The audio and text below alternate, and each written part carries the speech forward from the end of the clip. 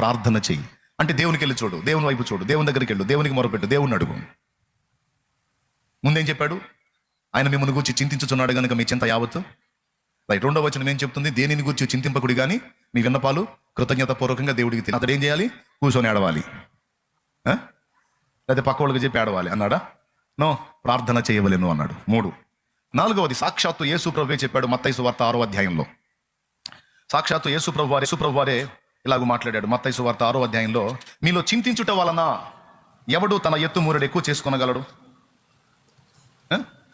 చూడండి 27వ వచనం, 6:27. మీలో ఎవడు చింతించుట వలన తన ఎత్తు మూరెడు ఎక్కువ చేసుకొనగలడు. అదిగో ఏమయ్యా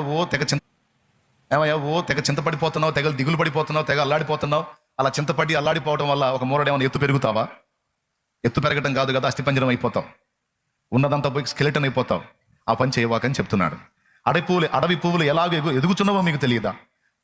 ఆకాశ పక్షులను చూడండి, అవి విత్తవు, కొయ్యవు, కొట్లలో కూర్చుకొనవు, దాచిపెట్టుకో, వాటికి బ్యాంకు బ్యాలెన్స్ లేవు. అయినా సరే మీ పరలోకపు తండ్రి ప్రతిరోజు వాటిని పోషిస్తానే ఉన్నాడు. మీరు అనేక పక్షుల కంటే పిచ్చుకల కంటే శ్రేష్ఠులు కారా? మీకు నిశ్చయంగా ఆయన ఆహారం పెడతాడు కదా. మీరు ఎందుకు అలా కృంగిపోతున్నారు? ఎందుకు అలా వేదన పడుతున్నారు? ఏమి తిందుమా, ఏమి త్రాగుదుమా, ఏమి ధరించుకుందుమా అని ఎందుకు మీ దృష్టి ఎప్పుడు వాటి మీదే ఉంటుంది? మిమ్మల్ని భూమి మీదకి పంపించిన నేను మీకు కావలసిన సమస్తాన్ని కూడా నెరవేర్చగలనని మీరు ఎందుకు నమ్మలేకపోతున్నారు అని అడుగుతున్నాడు. ఇప్పుడు నేను చూపించిన 4 వచనాలు.